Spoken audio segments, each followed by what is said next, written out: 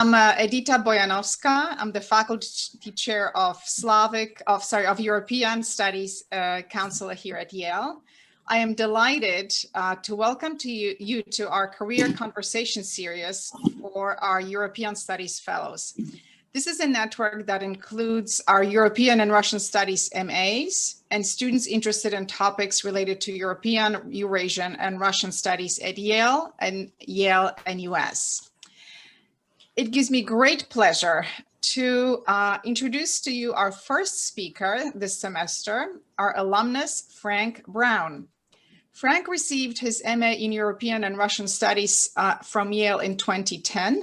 He's the director of the Anti-Corruption and Governance Center within the Center for International Private Enterprise. Frank's center streamlines this larger institution's programming and explores innovative approaches based on new partnerships, economic trends, and law enforcement priorities. Before the launch of the Anti-Corruption Governance Center, Frank covered a portfolio that included Central Asia, Ukraine, and Russia. In Russia, he launched an anti-corruption program aimed at regional mid-sized businesses and enlisted the support of multinational corporations doing business in Russia. In addition to his work in Eurasia, Frank worked on cross-regional trade programming with the Global Alliance for Trade Facilitation. More recently, Frank has been working on a diverse portfolio that includes the development and implementation of programs related to governance writ large, with a special emphasis on reducing the corrosive effect of corruption. Some of the initiatives and programs included risk management in areas beyond corruption, a holistic private-public approach to procurement governance, and the use of blockchain technology to improve governance and international trade conventions. Prior to joining the Center for International Private Enterprise, Frank spent 15 years as a journalist, the last 11 of them based in Moscow, where he was the bureau chief for Newsweek magazine. Throughout his journalistic career, he reported on conflicts in Russia, Serbia, Kosovo, and Sri Lanka, as well as on business, politics, and religion. I am very excited that Frank will kick off our series this semester, and I'm very grateful that he agreed to record the first part of the session so that more students can view this talk later. Thank you very much for joining us, Frank. Привет in Russian, and welcome all. Thanks, Edita, for that very glowing introduction. And I'm really honored to be here and to sort of give back to an institution that helped me tremendously. I think as Edita's explanation of my background would indicate, my circumstances were a little unusual when I entered the program, and I'll give you a little background on that. So well, maybe I'll start in the very, very beginning, which is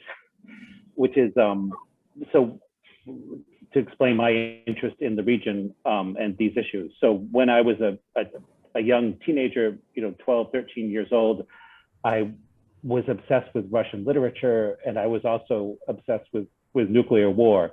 And one summer I built a bomb shelter in the basement and bought Geiger counters and would have nightmares about nuclear war. And so that sort of twin track made me utterly fascinated with Russia.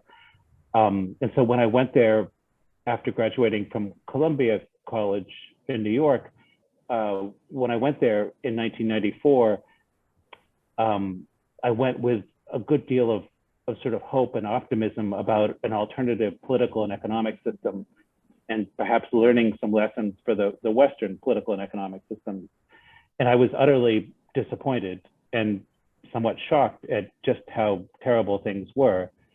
And just what a disaster the Soviet Union had been from the point of view of human suffering and prosperity and that sort of thing. So I spent, as Edita mentioned, I spent 11 years as a journalist in Russia, and I was very privileged to work with a lot of talented folks and a lot of brave Russian journalists, some of whom, like Anna Politkovskaya, have been killed, because of the crackdown on dissent and independent thought. So I have tremendous respect for the bravery of the folks in Russia who are opposing the Putin government and the journalists specifically. So I had personal circumstances that led me to leave Russia. I had, by 2005, when I left in May, I had a wife and a 2-year-old son, and we decided jointly that we didn't want to raise our child in Russia.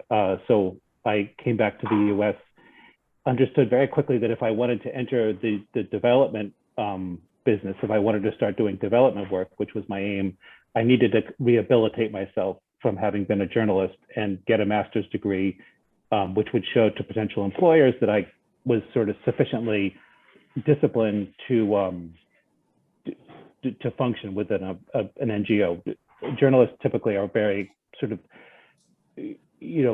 independent minded, and they don't always respond well to authority figures. So I needed to overcome any perceptions like that. And I got a job up the hill at the Divinity School, working in the communications department full-time, applied to the program, had a quick chat with Tim Snyder, who urged me to try to do the program in 2 years rather than 3. And I said, raising a child full-time and having a full-time job, it wasn't possible. So it took me 3 years to get through. I was by far the oldest student. I would often, on the first day of class, enter a classroom, and the other students would look to me and think I was the professor, and had to very quickly, put myself in, sort of correct their misconceptions. So the experience overall was extraordinary, in part because of the witnessing the kind of intellectual curiosity and rigor of the students, all of whom were younger than myself. And having been in Russia for 11 years, sort of my Russian sensibilities colliding with US sensibilities. And I mean that in Russia, you can speak quite freely about all sorts of things, and people are tolerant of that and willing to engage you in debate. And I think in the US, you have to curb your speech to a certain extent. Otherwise, you can very quickly be misunderstood. So that was one dimension of the experience at Yale that I found interesting. And it's one of those paradoxes of Russia, is that in some ways there's more free speech there on a sort of personal, casual level than in the US. But that's a whole other subject. I certainly don't want to get drawn into it, because that's not why I'm here. So studying, one of the most interesting things career-wise was the trips that I guess it was the career office would organize down to Washington and up to New York. Or I suppose I'm in New Jersey, so I'm thinking it would be down to New York and down to Washington. To meet with potential employers. And typically they would arrange informal sessions with graduates who were doing work at organizations that might be of use. So it was absolutely fascinating to go down and meet with folks on for example, the staff of the Senate Foreign Relations Committee or at the National Democratic Institute, and understand how they got their jobs and how they landed where they were. So I had a vague sense of what I wanted to do when I graduated, but I also had a tremendous urgency to get a job quickly, to start bringing in money and supporting my family. So I applied to everything that opened up either in New York or Washington. And I very quickly realized that Washington was the center of gravity for the kind of work that I wanted to do, which was development work. There was a bit of work in New York, mostly around NGOs funded by the Soros Foundation, or else organizations like Human Rights First or Human Rights Watch. But DC was really the center of gravity. A job opening appeared at the Center for International Private Enterprise, and I applied for it. And much to my surprise, went through a few interviews and was hired. Learned later that there was one other candidate who had an academic background, and the reason they were attracted to me because I had this practical background running the bureau in DC and spoke Russian fluently. To be honest, when I first started working at this NGO in Washington, it took me, I would say, a good 18 months to really understand where I fit in and what my place might be.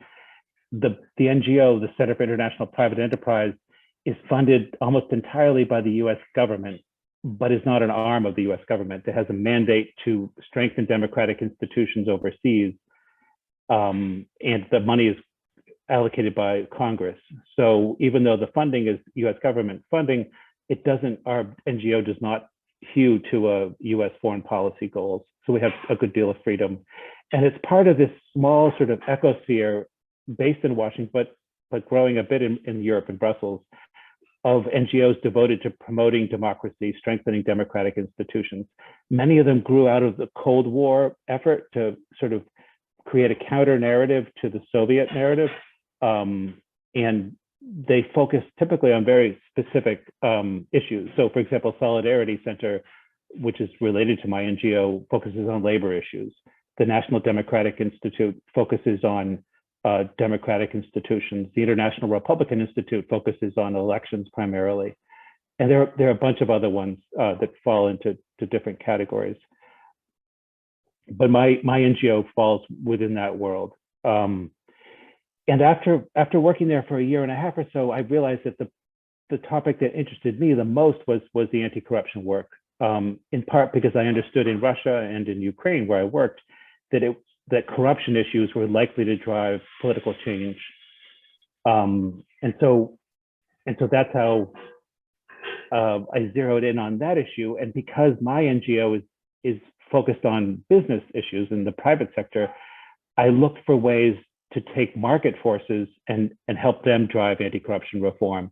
And most people see business as a source of corruption rather than a potential solution, right? Because businesses often will give bribes to government officials to help, gain licenses or real estate or whatever sort of preference they're looking for.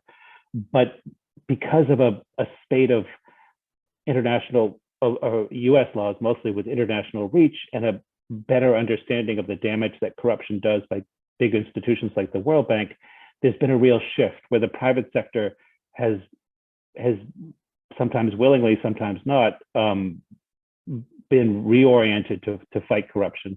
There's a piece of a US law called the US Foreign Corrupt Practices Act, which is tremendously powerful in investigating and prosecuting corporations that give bribes to foreign officials. And I think just last year alone, over $3 billion in fines and penalties were levied against these multinationals. And that's a huge incentive for them to, with their foreign partners, try to reduce levels of corruption. And many other countries have adopted similar laws. And so this, in the aggregate, this has resulted in the sort of private sector being a powerful force for good, potentially on corruption issues. So that's how I got interested in this work. Ultimately, what we're talking about is risk management, right? So we're looking at multinational companies that want to reduce their exposure to corruption risk. And it's a risk because they can suffer reputational risk, they can be prosecuted. But in principle, you can spin off that kind of risk and look at labor issues and environmental issues and the ways that multinationals are vulnerable, both legally and reputationally to violating environmental and labor standards.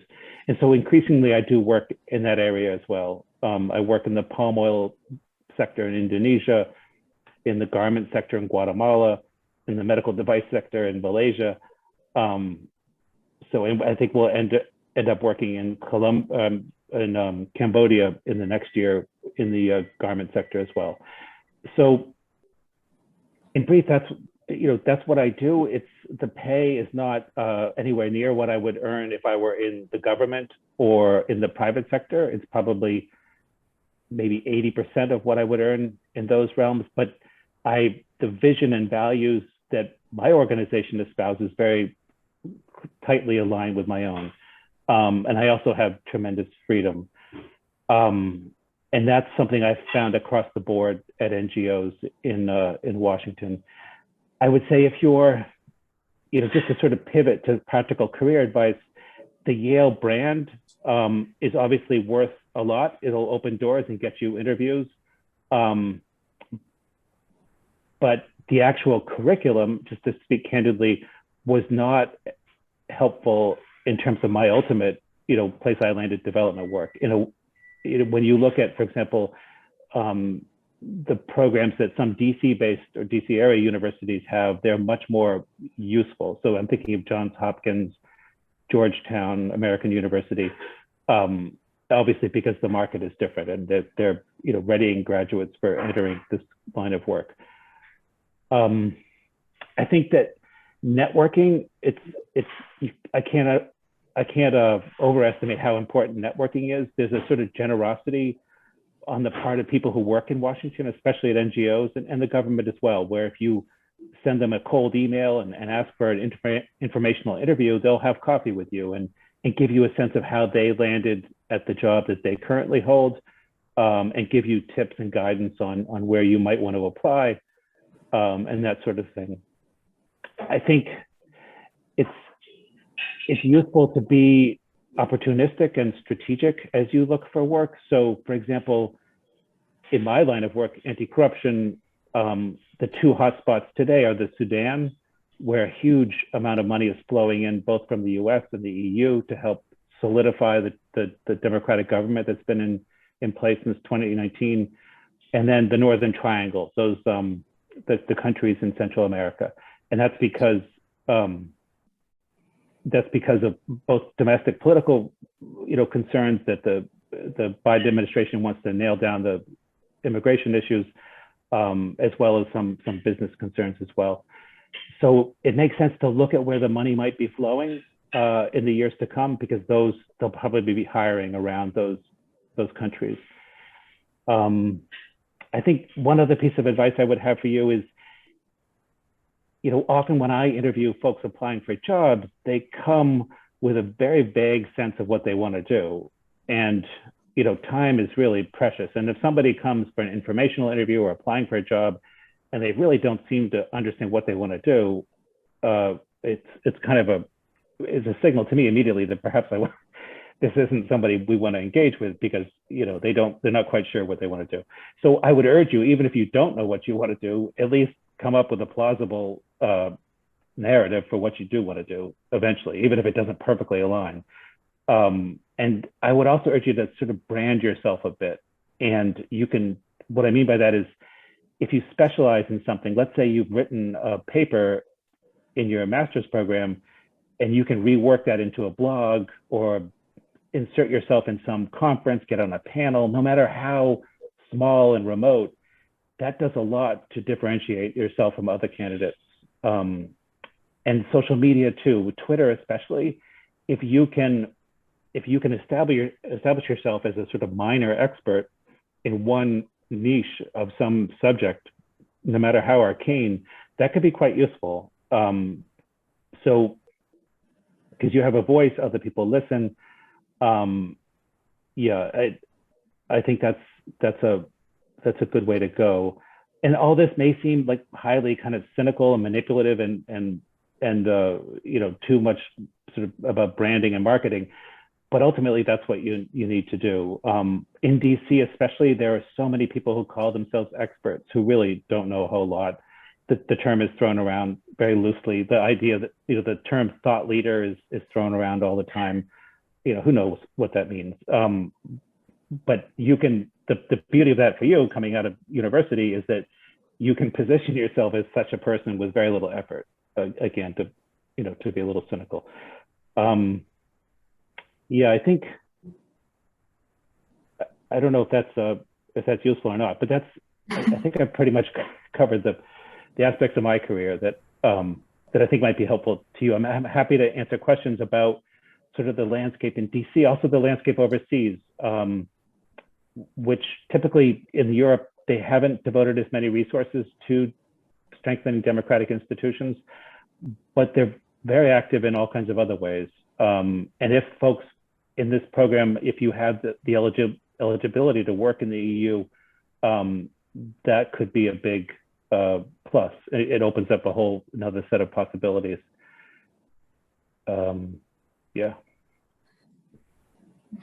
Thank you so much. I want